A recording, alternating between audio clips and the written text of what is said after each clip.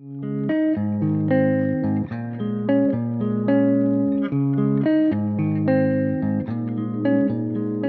guys, and welcome to episode 159 of the OCDStories.com podcast. Firstly, welcome back and thank you for listening. I appreciate it. And this week's episode is with Alex Culafi. Alex kindly agreed to share his OCD story with us, and he goes into loads of detail into his story and also, what's helping him on his recovery path. So we'll get into that real quick, but I wanted to read a couple of the latest reviews from iTunes, just as a thanks to you guys. So Lucas says, this podcast is gold for anyone suffering with OCD or those keen to help others. Amazing storytelling and guests for this tricky, sticky subject. My billboard would say, listen to the OCD stories on iTunes. Thank you for that. Next one is Emily. Emily says, Stuart gives so much helpful information and teaching, compassion to OCD sufferers, and additional content to helping those suffering with OCD. A regular listen at work or on the road. This is a fantastic resource for anyone suffering with OCD or living with or helping an OCD sufferer. Since being diagnosed with OCD, this podcast inspired me in my recovery and helped me in more ways than I can ever explain. Truly life-changing. That means a lot. Thank you, Emily. And then lastly, from someone called Professor Fatbone, they say, I really love this podcast. This helped me calm down in a time of much mental chaos. More coming? Yeah, so the answer to that, my friend, is every Sunday. So thank you all for listening, and for those that have left reviews. And if this podcast has inspired you, touched you positively in some way, it would mean the world if you could leave a review wherever you listen to this. Thank you as always. And without further ado, here is Alex. On the podcast today, I have Alex Culafi. Alex has kindly agreed to share his OCD story with us. Welcome to the show, Alex. Thank you very much, Stuart. Yeah, it's good to have you on, and you published your written story on the site a couple of weeks ago, which was a really good read, so it's good to have you here. Thank you very much. Should I just go over it again? Yeah, please. My OCD story? Yeah, let's assume the people listening haven't read it, and we'll unpack it from there. So in as little as much detail as you want. Sure. So my OCD story dates back to this past June. Before that, I had no psychiatric experience whatsoever. I was a mentally healthy young man, girlfriend, job, going to the gym, hobbies, all that stuff. And none of that stuff's necessarily changed, but I had no experience in the mental health world. Yeah. It all changed one fateful Wednesday at the end of June when I had just gotten back from the gym and I was sitting down in front of my computer to eat dinner and watch an episode of the Joe Rogan Experience. He was talking to his guest about the new God of War, and my dinner that night was a veggie burger that I had not eaten before. I took the first bite and my throat immediately got sore. I have pollen allergies, so I thought that the fresh ingredients may have triggered said allergies that up until this point have caused no serious problems in my life. So I kept eating it, thinking no big deal, took another bite. My throat felt progressively worse, and then my eyes started to feel puffy. This kind of thing had happened once before to some extent, and Benadryl made me feel better. So I figured that was the solution here too. Ran to the nearby supermarket a few minutes away from me in Boston, and I went to the medicine section. Then I started sneezing uncontrollably. Eyes and throat started to feel worse, so I picked up children's Benadryl, the first thing I could find, paid some amount of money for it, went outside, took it immediately, and then I ran home 5 minutes away, wheezing through my mouth as my nostrils clogged on the way home. I took to Google, looked up anaphylaxis, wasn't sure if I met the criteria. And then I looked in the mirror. My eyes were puffed, blue, and barely open. I really need to go to the emergency room. Now, thankfully, the emergency room is a 10-minute run away from my house. I'm an active guy, so my solution when I can is running to places. And I sprinted to the ER 10 minutes away because I had this thought that, okay, epinephrine, EpiPen, that's adrenaline. Running would cause adrenaline to go up, which would have EpiPen-like effects and save me from anaphylaxis. That is not how it works, it turns out. And in fact, if you're ever having an allergic reaction or think you are, the worst thing to do is to exercise. That's something I learned. It's the very worst thing you can do. It'll exacerbate your symptoms. I got to the emergency room, and they basically gave me an IV with steroids and Benadryl, and I got home around 4 a.m. that night. I asked them if I was at risk of dying. They said probably not. You just had an acute allergic reaction, but it may have gotten hard to breathe if you didn't go to the ER. So there's one quick lesson. That's when I started to have serious anxiety issues. It was right then and there. I had some anxiety in the past, but not enough that I ever needed to take a pill or even use coping strategies. Or I was never that anxious of a kid, but I was on edge for days after that, wondering whether another allergic reaction was right around the corner. I'm a big eater, but it's almost as if everything I had learned about food had gone out the window, and I got scared every time I ate something that I had had before, like rice or even Gatorade, like just because I read somewhere on Google that Gatorade has some issues with some people who have certain allergies. One might call this my first obsession, looking back, was whether I would get an allergic reaction again. My throat got a little dry every time I ate something, so I was like, oh, is it coming back? Is it coming back? But I was relatively on edge for the next week, and it sort of came to a head on Sunday when I had just finished recording some podcasts with my friends. My stomach suddenly started to feel weird. When we were eating dinner, I thought I was having an allergic reaction to the ice cream I was eating, even though I wasn't. And I went home feeling extremely nauseated. That night I couldn't sleep, and my nauseation, if that's a word, the next night got so bad that I went back to the ER because I had this intense pain in my chest and my stomach. I thought I had GERD, and they gave me omeprazole, sucralfate, which is sort of an acid reflux sort of drug, and then they told me to see my primary care doctor, and that's when it all got bad. I started having panic attack after panic attack. I started the allergy, me thinking I was allergic to every food, kept going. I thought I was going to die in my sleep, even though I had no reason to think that, but I got obsessed with the idea that I was going to die in my sleep. I also had an intense hypochondria. One day I had stomach pains, thought I had appendicitis, the next stomach cancer, then colon cancer, then all sorts of stuff. And I told myself that each disease was going to be the one that got me.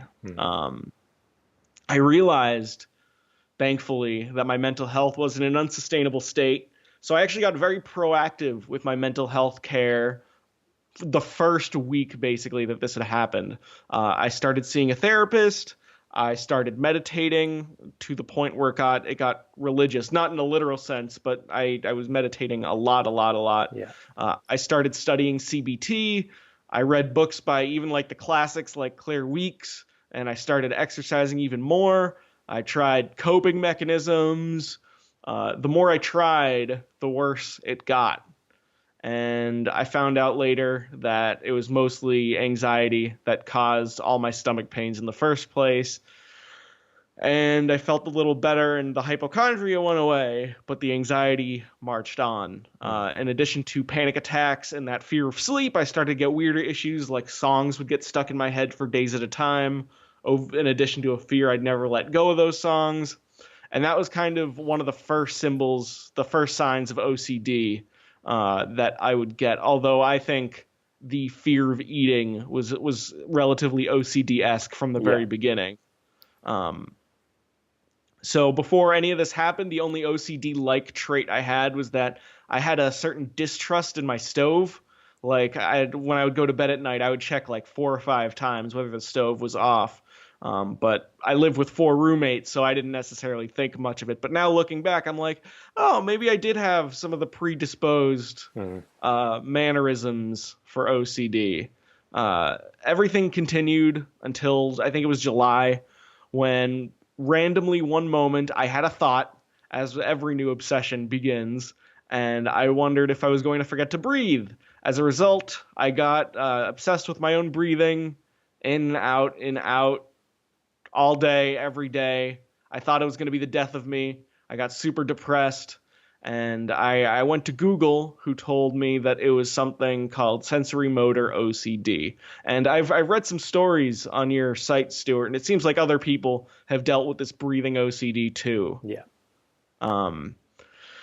And one of the things I learned is that you really don't want to Google stuff, especially if you're a hypochondriac like me, or if you're in a very impressionable anxiety state like I was and still am oftentimes, because when you Google an OCD and you find the message board, you don't find the people who had that OCD and then successfully treated it. You find the people who are suffering and are having a really tough time. Thank you. Yeah, have you ever noticed something similar, that when you Google mental health stuff, it's often not the success stories that you find? It is, yeah. I've had that many emails from people saying like, why are there no, in the case of relationship OCD, why are there no stories about how people have come through it and they're still married and still together? And I'm just like, well, those people are just living their lives. They haven't paused to think, maybe I should document this. And I'm not saying that it's their responsibility, but naturally people don't always think, oh, can I kind of give back or kind of look back and help people who are still not quite there yet. So yeah, absolutely. And I think that goes for most mental health stuff. You get the odd advocate, obviously, who kind of do stuff to kind of show that, you know, where they've come to, but the majority of people don't share the kind of recovery story. Yeah. Because there's no need to. I mean, yeah. I feel some sort of obligation that as I'm making progress in my mental health treatment to take steps to help people, which is the reason why I reached out to you. And it's also why I reached out to the fine folks at the International OCD Foundation to start doing some volunteer work with them. Nice. Yeah.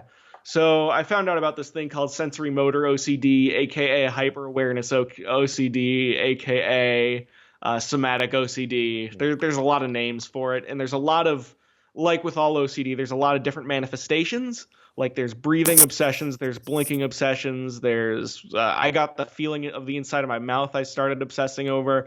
It's all this stuff that normally you don't necessarily notice or have a judgment of, but then you start judging fear attached to it. So then you start hyper focusing on it, and it's a hellish thing, and it's one of the rare OCDs I found out too. But the people who I saw on these message boards, going back to that point, was like they were having thoughts to the extent of suicidal ideation. So one of the things that I recommend to people who are going through mental health issues, the people who got better or are getting better aren't the people you're going to find on Google. So I recommend working with an experienced OCD coach, if that's something you have access to, who knows more about this kind of stuff. I also there's a workbook that I actually just got that I've been meaning to look through called the Mindfulness Workbook for OCD. Have you heard of this one by John Hirschfeld? Yeah. He's been on the podcast a few times. It's a good guy. Oh, very nice. Yeah. So he wrote a pretty cool book that's about mindfulness and OCD, and that actually has a chapter on the sensorimotor hyper-awareness OCD. So if anyone's dealing with a similar thing, that's a book I'd recommend people go to get some exposure tips and whatnot. But my solution was to practice meditation until the breathing OCD no longer bothered me, and that the thought demons would hold no power over me. Only as I tried to meditate and practice more coping mechanisms, everything just kept getting worse. Because I think what had happened, as we later find out through ACT, struggling, no matter what the intent is the best way to make your OCD grow. In a lot of cases, I can't. OCD is so different for so many people, so I don't want to speak for everyone. But at least in my case, the more I struggled against the OCD that I had, the worse it got for me. Even though they were coping mechanisms, even though they were meditations, it was kind of like a control strategy, I think the term is. And then I just got random intrusive thoughts and images, and then I started to get these other obsessions, which were sort of on the sensory motor side. Started to get obsessions with patterns, like the colors red and white for no clear reason. it's almost like I would get aware of something and I would get scared that I would never let go of those awarenesses and that I'd be trapped in the state of OCD forever and ever. It's that kind of uncertainty, as we would say.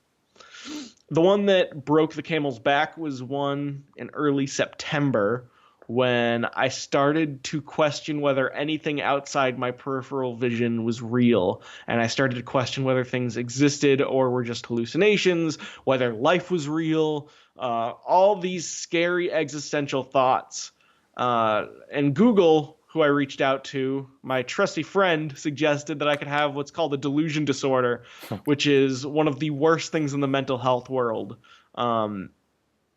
Even though, as I would later learn, existential crises extremely common in the OCD world.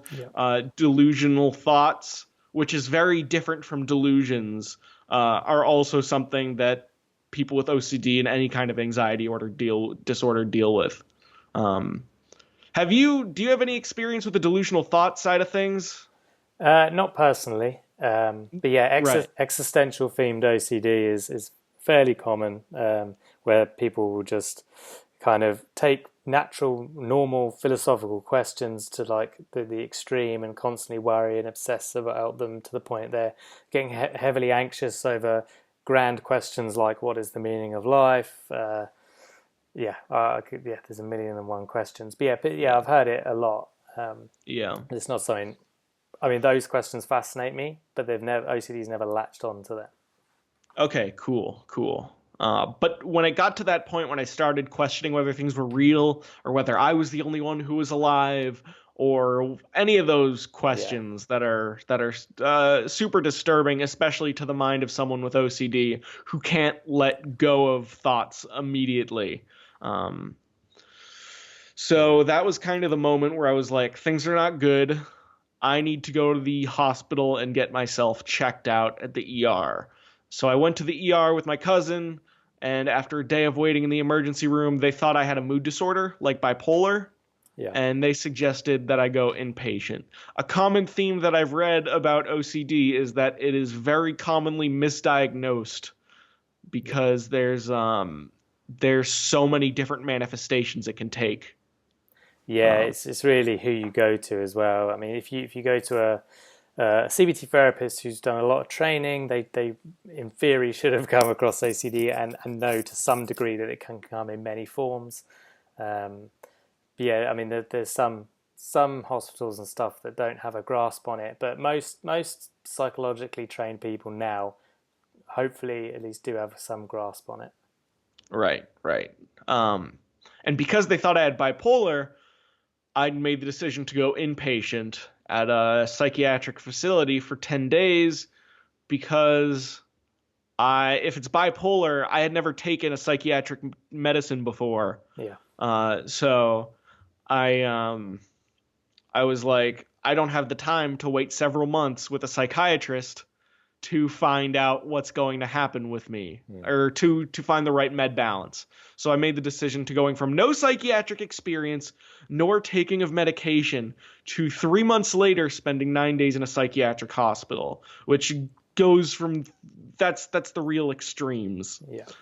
At the hospital, the nurse practitioner thought it was the prednisone I had been given for my allergic reaction that made me crazy, which it had been known to do to some people, not bipolar. They gave me Zyprexa and Luvox, two common drugs for intrusive thoughts, and let me go ultimately because I wasn't suicidal and didn't really belong there, even though I didn't feel better.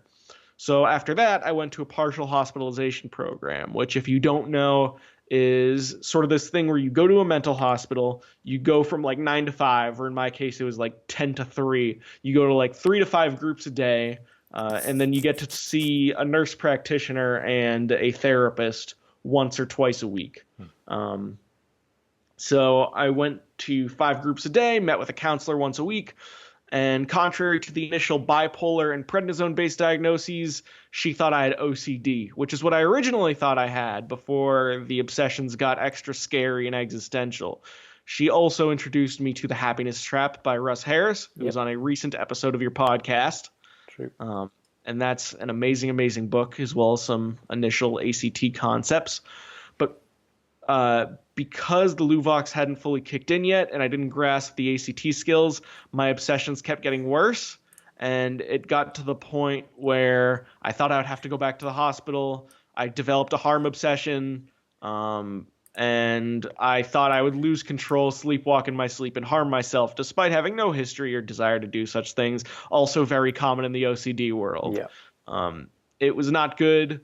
The first psychiatrist I saw out of my after I finished my partial hospitalization program, I met this psychiatrist who was my first outpatient psychiatrist, who told me that I was I'm not going to curse, but F-worded, effed. Yeah. He told me that I was effed, which is a very scary thing to be told as someone with an anxiety disorder who is very impressionable in that state and was at a low point. I was told that I was effed, which made basically everyone in my family angry, because he's one of these guys who's like F feelings. Like he's like I think he actually wrote a book called F Feelings, and it messed with my head for a while. Yeah, but I can imagine. Yeah. No, so well, just to interrupt there, like no one with any mental health difficulties is effed. You know what I mean? There's always solutions. So yeah, for him to say that is says a lot about him, or at least his state of mind at that time. Yeah, it was a scary thing to be told because I was at a relatively low point. I did not see him a second time. You'll be happy to know. I found a nurse practitioner who has been helpful to me. And then the other thing I did was I went on the International OCD Foundation website. I tracked down a therapist who specializes in OCD treatment, and that was a game changer. Just talking to a therapist who isn't just the tell me about your past, what were your parents like type therapist. Ooh, my previous guy was a lot like that, but he wasn't necessarily tackling the OCD issues. He was just more like practice self-compassion, which I'm sure is a great thing for a lot of people and even people with OCD, but he wasn't necessarily the best match for me because he wasn't hitting the OCD head on. And having an OCD therapist was such a game changer, epiphany moment for me because it was someone who didn't care about what my parents did for work or what my relationship to my siblings is. He's the kind of dude who he actually worked at McLean's OCD hospital, which is supposed to be like the best in the world or one of the best in the world. Yeah. And he was just like, you got OCD. Here's what we're going to do about it. Let's practice exposures. Put a knife next to your bedside for the harm obsession. Do some scripting. Try this, this, and that. And as we were doing that, I was starting to pick up the concepts of ACT a little more. And then my medication was starting to kick in. The Luvox and Zyprexa had some time to kick in. And I got to the point where over the last month and a half, I've been like recovering, which is cool. It's still in the early part of my journey. Yeah. I was telling you before the show that like the OCD has flared up again recently. But I've been sort of controlling it better. I went to the doctor or the nurse practitioner I'd been seeing, and he said he thought that like my new OCD thoughts were the result of me going down on the Zyprexa. So I'm still doing med balance and stuff like that. Yeah. But for the most part, I'd say that like I have a very good tool set to work from, and I've gotten to the point where I've been recovering enough that I wanted to reach out and make things happen to help other people with OCD. And my original idea was, since I have my own podcast, I was going to like record an hour of me talking about the experience. But since you had a podcast and since you have one of the more well-known OCD sort of media websites, and my OCD therapist actually recommended I go on to this show to tell my story. And then lastly, I decided to start volunteering at the International OCD Foundation, which is in Boston, which is where I am. And I'm going to start doing that in the next couple weeks, I think. So I've been recovering, Stuart. I've been recovering. Yeah, well, thank you for going into so much detail. I appreciate it. And like we were saying before the podcast started, recovery can be a windy road and sometimes an ongoing one. And I think the fact that you've kind of had a slight lapse after a month of doing well, it's kind of natural. It happens to a lot of people, and it's about keep doing what you have been doing to get better, and then you'll start to get better again. It's almost not to get disheartened by those lapses. Yeah. So so anyone else who wants to kind of volunteer for the ISDF, for example, how did you go about I guess contacting them and asking them? So at first I sent an email, but that didn't necessarily work because I'm guessing they get all sorts of emails. So I ended up just calling them on their website, and I was just like, "Hey, can I volunteer?" And then they said, "Yeah." So I came into the office. Wonderful group of people there who really care about their mission. I think, at least from seeing them work. But if you live, I think it might be limited to the United States, but maybe not. If you're interested in being an OCD advocate, or OCD-vicate, I think is their term for it, there's a section on the International OCD website where you can basically be a part of their mailing list for, hey, we need volunteers here, here, here, and you can just sort of stay, wait in the wings, and then they'll even send a cool bracelet which says like OCD-vicate on it. So if you're interested in being a volunteer for the OCD Foundation, I would recommend looking into the OCD-vicate portion of their website, because I think that's a way you can get involved. Yeah, really good point. Okay, cool. So you mentioned an epiphany a minute ago, which was getting an OCD therapist or specialist. Was there any other sort of epiphanies in the way you saw recovery or OCD or anything like that? Sure, there were a few that helped me. The happiness trap and ACT is awesome because it teaches you how to stop struggling against your OCD and mental health sort of troubles. Because the thing that grows anxiety, especially, as my understanding goes, is to struggle against it, to struggle against the reality of the situation that, hey, you're dealing with some stuff right now.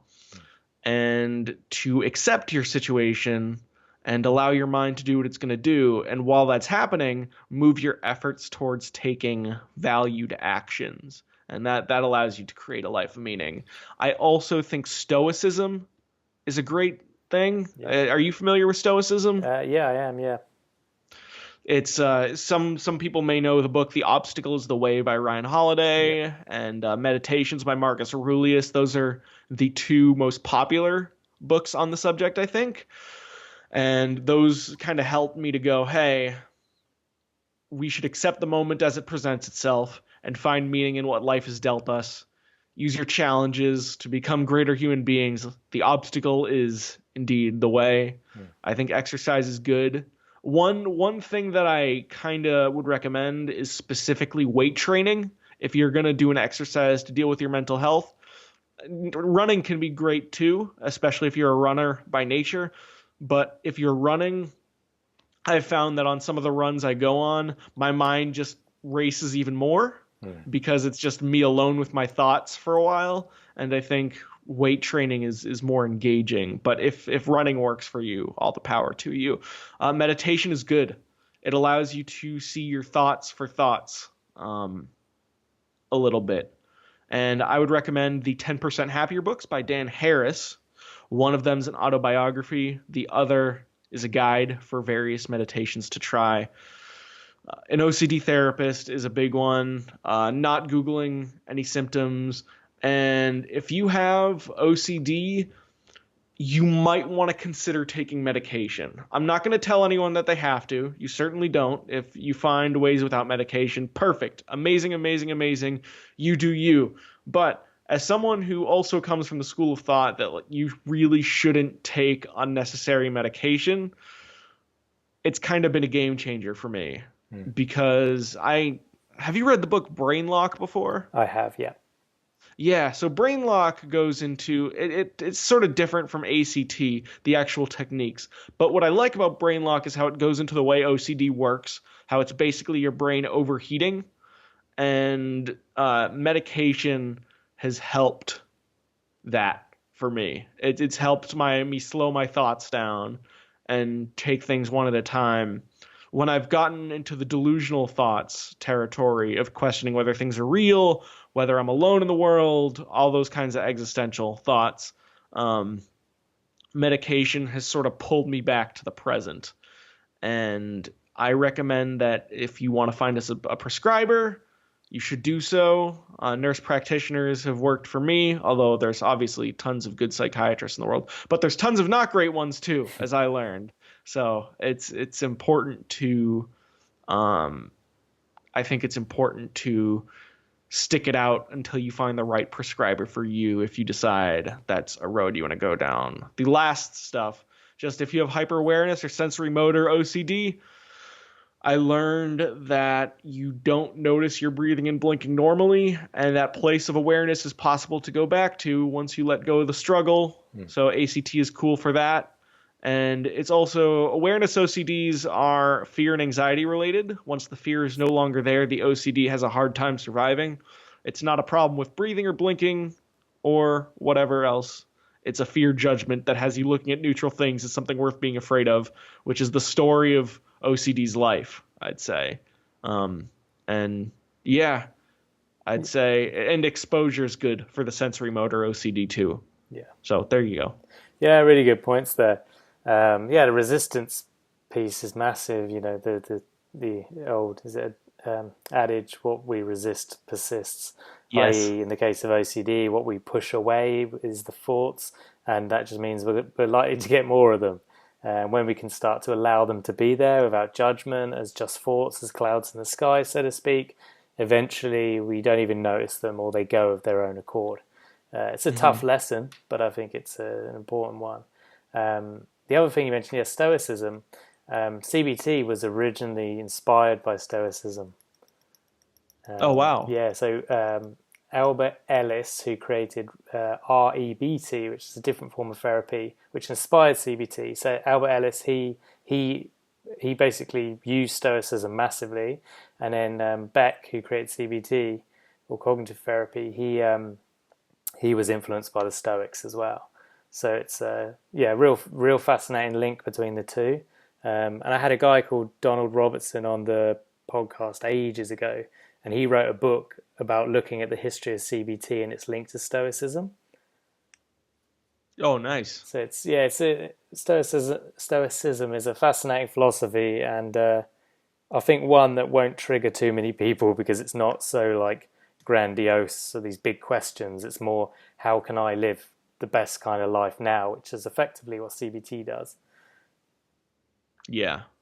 It's and those two books, The Obstacle is the Way and Marcus Aurelius Meditations, are fine starting points, I'd say. Absolutely, yeah, good books.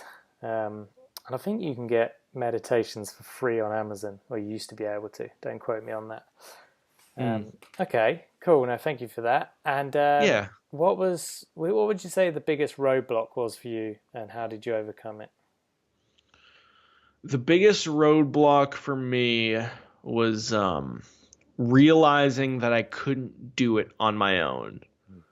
I'm kind of a stubborn guy, which helps me in a lot of facets of life, but also it kind of hurts. And I wouldn't say I waited too long to ask for help, but I feel like if I asked for help sooner, maybe I would have avoided some of the later struggling that I went through. Because for months and months, my solution was to just use meditation as a control strategy instead of just as in something to improve a skill over a long period of time. And just I was using these coping mechanisms, and I was panicking a lot. And although I opened up to people about my anxiety relatively early, and I did get a therapist, I kind of wish I asked for more help when it got bad, because it got really bad. Like I know what it's like now to have OCD get to a state that's not livable, which is not me being dark. It's just me saying that, like, it's a tough thing to deal with. Yeah. And asking for help when I really needed it, when it got really bad, was the game changer for me. When I started questioning reality, and then I was just like, hey, my mental health is not all right now, and I reached out to people. I think that's when my game changer happened. So, as one of the things I write in the written version of my story, if you need help, ask for it. You are worth it. The world needs you. Absolutely. Yeah, great words. And that actually kind of leads me on to the next question. So I'll ask it anyway, in case there's anything else you want to add, which is just words of hope for people with OCD. Yeah. For one, I believe in you. I think we all have the strength in us to recover. I love the thing that it says on the top of your Twitter, which is recovery is possible. And that's kind of a mantra I've been going with.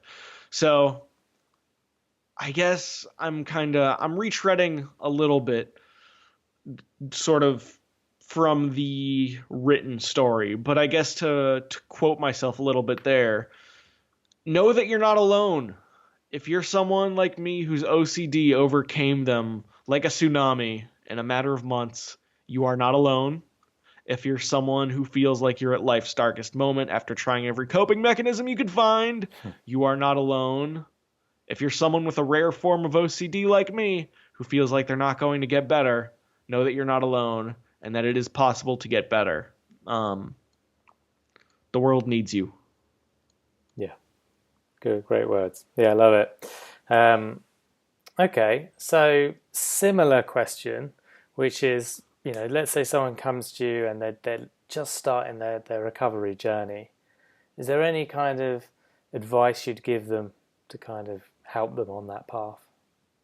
I would give them a copy of The Obstacle is the Way immediately. That. Have you read that book? I have, yeah. Yeah, that's probably the first thing I would do. Is like, hey, life, God, Mother Nature, whatever have you, has decided to give you this challenge, and it is up to you to determine what you do with that challenge. I would also give them a copy of The Happiness Trap. I think I've read both the illustrated version and the written version. The written version has more detail, but the illustrated version is an easier way to absorb some of those lessons. So I would do that. I would also recommend meditation. And once you know it's OCD, look into an OCD therapist. I recommend the IOCDF website as a very good first resource. So those would be the first things. The Obstacle is the Way, The Happiness Trap, meditation, and looking into an OCD therapist. And I think those would be good. And if it continues to get worse, then I would recommend looking into medication as a potential option if that's something you're open to. Cool. And meditation, is that something, or what, sorry, I'm mumbling my words. Do you use an app for that at all? I've used Headspace for it. Headspace is an app that is done. It's from the UK, I think. Yeah. And that has a lot of good meditation lessons, and it allows you to build up your practice slowly but surely. It teaches both novice and more challenging meditation concepts. And the first 10 days of it are free, I think. And then you can pay for the whole sort of plan. Yeah, good point. There's loads of good meditation apps now. I started with Headspace, doing those 10 free ones. I think I then ended up paying for it. And I used it for like a year or 2 years, and it really helped teach me the principles of meditation. But then I switched over to the Calm app. So if those that don't want to then pay for Headspace, they can switch to Calm, and Calm have nice kind of natural water sounds and stuff in the background, and they give you free timed meditations. So it's unguided at this point, so you then need to use what you'd learnt from Headspace to kind of use it, or they always do deals on subscriptions. It's worth it.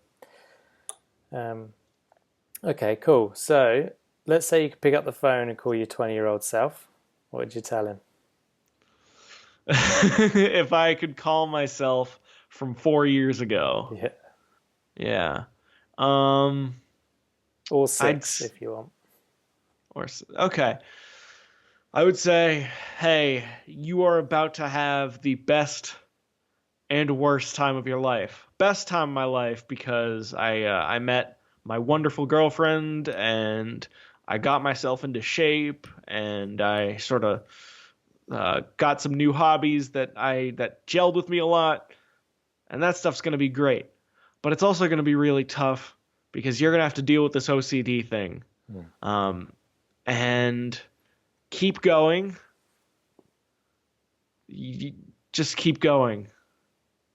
I wish I had something more. I'd probably give myself some of these tips like meditate when you have the chance and you're not dealing with a bunch of stuff. Yeah. I'd probably have meditated sooner.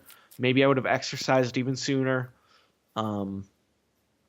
But I'd probably just say, hey, it's going to be tough. Stick with it and meditate.